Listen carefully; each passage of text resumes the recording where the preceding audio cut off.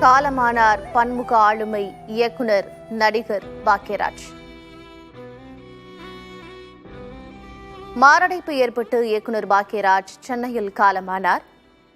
அவர் குறித்து பல்வேறு நினைவலைகளை பகிர்ந்து கொள்வதற்காக சினிமா பத்திரிகையாளர் திரு ராம்ஜி நம்மோடு இணைப்பில் இருக்கிறார். அவரோடு பேசலாம். சார் வணக்கம். மிக அதிர்ச்சிகரமான ஒரு செய்தியை பார்க்கிறோம் காலையிலேயே.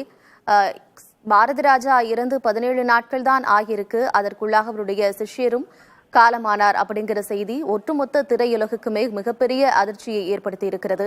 இயக்குனராக திரைக்கதை மன்னன் என்று அவர் அழைக்கப்படுகிறார். அவருடைய இயக்குனராக அவருடைய செயல்பாடுகள் எப்படி இருக்கும்? நடிகராக அவர் எப்படி செயல்பட்டிருக்கிறார்? அவருடனான நினைவலைகளை எங்களோடு பகிர்ந்துக்கோங்க. முதல்ல என்னாலே தாங்கிக்க முடியல. அந்த அழுகையிலிருந்து என்னால மீண்டு வர முடியல. ஏன்னா என்னுடைய சின்ன ஸ்கூல் டேஸ்ல எனக்குள்ளார ஒரு தாக்கத்தை ஏற்படுத்திய முதல் டைரக்டர் பாக்யராஜ். அதற்கு பிறகு நான் கொஞ்சம் வளர்ந்த பிறகு பாரதி ராஜா சார் படங்கள், ஸ்ரீதர் சார் படங்கள், பாலச்சந்தர் சார் படங்கள் அப்படிங்கிற சினிமாவோட வெறிய நான் மாறினேன். எழுத்து உலகத்துல என்னுடைய குருநாதர் பாலகுமாரன் சார் தான் எனக்கு குருநாதர். அப்படின்னாக்க சினிமாவை பொறுத்த வரைக்கும் பாக்யராஜ் சார் தான் எனக்கு குருநாதர். பாக்யராஜ் சாருடைய படம்னாக்க அதை பத்தி அவ்வளவு ஆய்வு பண்ணி பேசிட்டே இருப்பேன். பாக்யராஜ் சார் பத்தின ஒரு செய்தியை கூட ஒரு ரசிகனா ஒரு பெரியனா நான் கலெக்ட் பண்ணிக்கிட்டே வருவேன். பின்னாடி எனக்கு பிடிச்ச பாக்யராஜ் சாரை வச்சுக்கிட்டு தான் ரீவைண்ட் வித் ராம்ஜி அப்படிங்கிற ஒரு டைட்டில்ல வீடியோ எடுக்கணும் அப்படின்னு, பேட்டி எடுக்கணும் திரைப்பிரபலங்கிற அப்படின் போது முதல்ல பாக்யராஜ் சாரை தான் நான் எடுக்கணும், அதுக்கப்புறம் தான் மற்றவங்களை எடுக்கணும் அப்படின்னு இருந்தேன். பாக்யராஜ் சார் என்கிட்ட அடிக்கடி பேசுவார். நான் விகடன்ல ஒர்க் பண்ணின காலத்துல இருந்தே பாக்யராஜ் சாருக்கு என்னை ரொம்ப ரொம்ப பிடிக்கும். நான் அவரை பத்திலாம் சொல்லியிருக்கேன். நான் உங்க பெரிய சார் நான் அப்படின்லாம் சொல்லி. அதற்கு பிறகு அந்த சினிமாவுக்கு சொரில்லாத சித்திரங்கள் படம் எடுத்துட்டு 40 வருடம் ஆயிடுச்சு. அவரை ஒரு வீடியோ எடுக்கிறேன். 4.5 மணி நேரம் அந்த பேட்டி கொடுத்தாரு. எனக்கு தெரிந்த அவ்வளவு நீண்ட பேட்டி எந்த இடத்துக்குமே அவர் கொடுத்துருக்கிறதா எனக்கு தெரியல. அதுக்கப்புறம் 4 நாள் கழிச்சு எனக்கு ஃபோன் பண்ணாரு. ஃபோன் பண்ணும்போது ஏதோ திட்டப்பொருள் போல இருக்கு அப்படின்னு சொல்லிட்டு பயந்துகிட்டேன் அப்படின்ட்டேன். பாக்யராஜ் சார் பொதுவாக யாரையும் அவ்வளவு கடிந்து பார்த்ததே இல்லை, பேசவே மாட்டார் அப்படிலாம் திட்டி. தவிர பாக்யராஜ் சார் ஒரு நடிகரா நமக்கு தெரியும், ஒரு இயக்குனரா, ஒரு சிறந்த வசனகர்த்தாவா அப்படின்ட்டு நமக்கு நிறைய சொல்லிக்கிட்டே இருக்கலாம். நான் அவரை ஃபாலோ பண்ணிட்டு இருந்த விஷயத்துல பாக்யராஜ் சார் அவ்வளவு நேர்மையானவர் அப்படிங்கிறது தான். கன்னி பருவத்திலேங்கிற திரைப்படம் வேற ஒருத்தர் சொன்ன கதை தான் அது. ஆனா அந்த வைரவன் அப்படிங்கிறவரு யதார்த்தமா போற போக்குல இது மாதிரி ஒரு கதை வச்சிருக்கேன் சார் பாக்யராஜ் சார் சொல்லிட்டாரு. ஆனா அந்த கதையை அப்படியே வேற ஒரு வகையில டெவலப் பண்ணார் Bhagyaraj sir. SA. Rajakannan sir இந்த கதை நான் எழுதல, இதனுடைய மூலக்கதை இன்னொருத்தர் எழுதினாருங்க. அந்த வைரவன் எங்க இருக்காருன்னு 3-4 மாசம் தேடி கண்டுபிடிச்சு அந்த வைரவனை கூட்டிட்டு வந்து அவருக்கு உரிய சன்மானத்தையும் வாங்கி கொடுத்து டைட்டிலையும் மூலக்கதை வைரவன் போட வச்சாரு. சமீபத்துல சில வருடங்களுக்கு முன்னாடி கூட ஒரு முக்கியமான ஒரு நடிகருடைய ஒரு படம் கதை திருட்டு, அந்த சம்பவம் முக்கியமான டைரக்டர் அதற்காக எவ்வளவு போராடி கோர்ட் வரைக்கும் போய் ஜெயிச்சு கொடுத்துருக்காருங்க. அவருக்கு அந்த நேர்மைங்கிற ஒரு விஷயம் தொடர்ந்து இருந்துகிட்டே இருக்கும். அதே போல இந்த சினிமாவில் சென்டிமெண்ட் ரொம்பவே பார்ப்பாங்க. ஆனா இந்த சென்டிமெண்ட் எல்லாம் பாக்யராஜ் சார் உடைச்சார். ஃபர்ஸ்ட் படம் டைட்டில் பாருங்க, சுவரில்லாத சித்திரங்கள், நெகட்டிவ் தலைப்பு. அதற்கு அடுத்த தலைப்பே பாருங்க, ஒரு கை ஓசை. ஒரு கையில எப்படி ஓசை வரும், ஆனா அப்படி ஒரு தலைப்பு. அதற்கு அடுத்த தலைப்பு பாருங்க, மௌன கீதங்கள். கீதம்னாலே காதுக்கு கேட்கக்கூடியது தானே, மௌன கீதங்கள். அடுத்த தலைப்பு பாருங்க, இன்று போய் நாளை வா. இப்படி நெகட்டிவ் தலைப்பெல்லாம் வச்சாலும் கூட அதையெல்லாம் ஹிட்டாக்கி கொடுத்தவர் தான் பாக்யராஜ் சார். அதே போல ஏவிஎம்ங்கிற ஒரு மிகப்பெரிய கோட்டைக்குள்ளார நுழைஞ்ச வெளி இயக்குனர்ல முதல் இயக்குனர் பாக்யராஜ் சார் தான். அந்த காலத்துல பீம்சிங்ல இருந்து ஆரம்பிச்சு, கிருஷ்ணன் பஞ்சுல இருந்து ஆரம்பிச்சு ஒரு எஸ்.பி. முத்துராமன் வரைக்கும் ஆஸ்தான டைரக்டர்கள் பங்கேற்று கொண்டிருந்த ஏவிஎம் நிறுவனத்துக்குள்ளார பாக்யராஜ் சாரை வச்சு படம் பண்ணணும்னு ஏவிஎம் நினைக்கிறாங்க.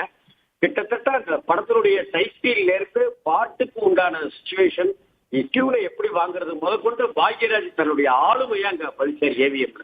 பாக்யராஜ் சாருடைய வரலாற்றிலையும் சரி, ஏவிஎம் உடைய வரலாற்றிலையும் சரி முந்தரை முடிச்சு அப்படிங்கிறது. அதே போல ஒரு கைதி டைரிங்கிற படம் பாக்யராஜ் சார் தன்னுடைய குருநாதருக்காக அவர் கதை பண்றாரு. அந்த கதையில கிளைமாக்ஸ் இப்படி இருக்க வேண்டாம், 2 கிளைமாக்ஸ் வச்சிருக்கேன்னு சொல்றாரு. ஆனா பாரதி ராஜா சார் ஒத்துக்கல. ஒரு கைதி டைரி படத்துல இன்னைக்கு நம்ம பார்த்த கிளைமாக்ஸ் தான் பாரதி ராஜா சார் விருப்பப்படி வருது. அந்த கதையை ஹிந்தியில எடுக்கும் போது அமிதாப்பே கொஞ்சம் டல்லாகி இருந்த சமயம் அது. கொஞ்சம் மார்க்கெட்டு தோல்வி அப்படி இப்படின்ட்டுலாம் இருக்கிற சமயம்.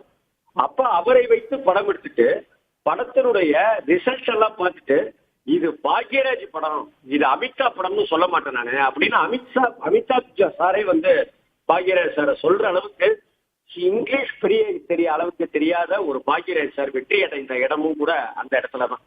தமிழ்ல இன்னைக்கு வந்திருக்கிற அமீர்கான் படங்கள், அமீர்கான் மாதிரியான எத்தனையோ நடிகர்களுடைய படங்களுக்கெல்லாம், அனில் கபூர் மாதிரியான எத்தனையோ இயக்குநர்களுக்கெல்லாம் பாக்யராஜ் சாருடைய படங்களை ரீமேக் பண்ணி அங்க ஜெயிச்சிருவாங்க. அந்த அளவுக்கு பாக்யராஜ் சார் கிட்ட இருக்கும். ஒருகை ஓசையிலே சாதி வன்கொடுமை, தீண்டாமை அதெல்லாமே சொல்லியிருப்பாரு.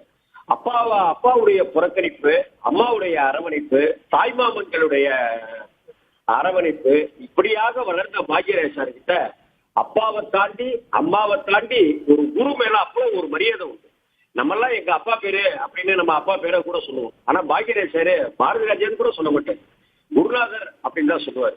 அநேகமா என்னை பொறுத்த வரைக்கும் ஒரு நல்ல குருவுக்கு நல்ல சிஷியனா இருந்த பாக்யராஜ் சாரால குருநாதருடைய இழப்பை தாங்கிக்க முடியாத ஒரு வழி ஒன்று இருந்துகிட்டே இருந்திருக்கும் அப்படின்னு எனக்கு தோணுது. பாக்யராஜ் சாரெல்லாம் இன்னும் கொண்டாடக்கூடியவர். பாக்யராஜ் சாருடைய படங்களை பார்த்தாலே இன்னைக்கு ஒரு நல்ல படைப்பை கொடுத்துட முடியும். ஒரு விரசத்தை கூட இங்க ரசிக்கும்படியா கொடுத்த ஜனரஞ்சகமான டைரக்டர். பெண்களோட அடி மனசுல இருக்கிற விஷயத்த ஒவ்வொரு டைரக்டர்களும் ஒவ்வொரு காலகட்டத்துல சொன்னாங்க. பாக்யராஜ் சார் அதை ரொம்ப ரசிச்சு அப்படி பல்ஸ் பிடிச்சி பெண்களுடைய விஷயங்களை அப்படி சொன்னார் அவர் பாக்யராஜ் சார். பாக்யராஜ் சாருடைய பெண் கதாபாத்திரங்களை வச்சு ஒரு ஆய்வு பண்ணினோம் அப்படின்னு சொன்னாக்க, இன்னைக்கு இருக்கிற ஜென்சி பெண்கள்ல இன்னைக்கு எந்த அளவுக்கு முன்னேறி இருக்கிறாங்களோ அதனுடைய வலிய, வேதனைய, கோபத்தை ஜாலியாவே சினிமாக்குள்ளார காமிச்சவர் தான் பாக்யராஜ் சார். நிச்சயமா நீங்க சொன்னது மாதிரி பாக்யராஜ் அப்படின்னு சொன்னாலே நினைவுக்கு வரக்கூடிய முக்கியமான விஷயங்கள்ல நகைச்சுவையும் குடும்ப கதைகளும் முன்னாடி வரும். அதையும் கூட ரொம்ப ஆழமான சமூக புரட்சியையும் பெண்ணிய கருத்துக்களையும் மிக சாதாரணமாக சாமானிய மக்கள் ஏற்றுக்கொள்ளும் வகையில் அவருடைய திரைக்கதை வடிவமைக்கப்பட்டிருக்கும். அது எப்படி இருக்கும்? அது கிட்டத்தட்ட பாத்தீங்கன்னா பவுனு பவுதான்ங்கிற ஒரு படம். அந்த படம் பெருசா ஓடலையே தவிர அந்த பவுனு அப்படிங்கிற கதாபாத்திரம் மாமா மேல வச்சிருக்கிற அதீதமான அன்பு, அதுல உறுதியா இருக்கிறது, பச்சை குத்தி இருக்கிற விஷயம்னு பெண்களுக்குள்ளார இருக்கிற அந்த ஆழமான அந்த காதலையும் அந்த நேசிப்பையும் அந்த படத்துல சொல்லியிருப்பாரு. இது நம்ம படத்துல பாத்தீங்கன்னாக்க பாக்யராஜ் சார் கிட்ட இருக்கிற இன்னொரு ஸ்பெஷாலிட்டி, ஒரு படத்துல நடிக்கிற 15 பேர்னா அந்த 15 பேருக்குமே முக்கியத்துவம் கொடுத்திருப்பாரு. அங்கிருந்த ஸ்கோர் பண்ணிட்டே வருவாங்க. ஜெய்கணேஷ் ஃபீல்டு அவுட் ஆகி இருந்த சமயத்துல ஜெய்கணேஷ் சாரை வச்சு எங்க சின்ன ராசா படத்தையும் தாவணிகன இந்த படத்தையும் கொடுத்து ஆர்ஆர் படத்தையும் கொடுத்து அவரை மீண்டும் கொண்டு வந்தார். தமிழ் சினிமாவுல நம்பியாரெல்லாம் இப்படி எல்லாம் நினைச்சு கூட பார்த்திருக்க மாட்டோம். அந்த நம்பியார் அவர்களுக்கு தூரணிந்து போச்சு படம் வந்து கிட்டத்தட்ட ஒரு தனித்துவமான ஒரு அடையாளம் கொடுத்தது. இந்த தேனாம்பேட்டையில நைட் சி அப்படிங்கிற ஒரு மேன்ஷன் இருந்தது. அந்த மேன்ஷன்ல இருந்த ஒரு சின்ன நடிகர் கூட கிடையாது. அவர் நாடகத்துல வேலை பார்த்துட்டு இருந்தவர். ஓஏகே தேவருடைய நாடகத்துல, மனோகர் ஐயாவுடைய நாடகத்துல எல்லாம் வேலை பார்த்துட்டு இருந்தவர். செட் அசிஸ்டண்டா இருந்தவர். அவர் பண்ணின ஹெல்ப், அவருடைய கேரக்டர் எல்லாம் பார்த்துட்டு, அவர் பேரு சின்ன முருகன் பேரு, பாக்யராஜ் சாருடைய படங்கள்ல ஏதோ ஒரு கதாபாத்திரத்துல அவரை தொடர்ந்து பயன்படுத்திட்டே இருந்தார். அதே போல அந்த 92C மேன்ஷன்ல செந்தில எல்லாரும் கேலி பேசி கிண்டல் பேசி எல்லாருமே பண்ணிட்டு இருக்காங்களே சார், நல்ல முகர் சாயல் கொண்ட காமெடி நல்லா வறுமை இருக்குன்னு சொல்லி பாக்யராஜ் சார் தான் தோல்ந்து போச்சு மாதிரியான படங்கள் எல்லாம் கொடுத்து நடிகர் செந்தில் இன்னைக்கு பெரிய அளவுக்கு உயர்வதற்கு ஆரம்ப அஸ்திகாரம் போட்டவர். அதே போல கவுண்டமணின்னு பேர் வந்ததுக்கு காரணமே பாக்யராஜ் சார் தான். 16 வயதுல திரைப்படத்துல நடிக்க வச்சுட்டு 2வது படம் கிழக்கே போகும் முறையில பாரதிராஜா சார் இந்த வேணாயா கவுண்டமணி அப்படின்னு சொன்னப்ப விடாப்புடியா சண்டை போட்டு பாரதிராஜா சார்ட்ட பாக்யராஜ் சார் கவுண்டமணிக்காக அனுமதி வாங்கி நைட்டு 12 மணிக்கு சேனாம்பேட்டை ஆலயம்மன் கோவில் வாசலுக்கு கூட்டிட்டு போய் அந்த பூட்டி இருந்த கோவில் வாசல்ல சூட ஏற்றியா வாழ்க்கை இனிமே பெரிய அளவுக்கு வரப்போகுது அப்படின்னு கவுண்டமணி அண்ணங்கிட்ட சொல்லி பாக்யராஜ் சார் சொன்னதை எங்கிட்ட பேட்டியில அவர் சொல்லியிருந்தார். இது மாதிரி பாத்தீங்கன்னாக்க புதுசா ஊர்வசியில இன்னைக்கு எவ்வளவு பெரிய நடிகை பாருங்க. நிச்சயமாக பல்வேறு ஆளுமைகளை நமக்கு கொடுத்திருக்கக்கூடிய ஒரு கலைஞனை எழுந்திருக்கிறோம். உள்ளபடியே மிகவும் வருத்தமான ஒரு அதிர்ச்சிகரமான செய்தியை பார்க்கிறோம். இணைப்பில் வந்து பல்வேறு கருத்துக்களை வழங்கியமைக்கு நன்றி திரு ராம்ஜி.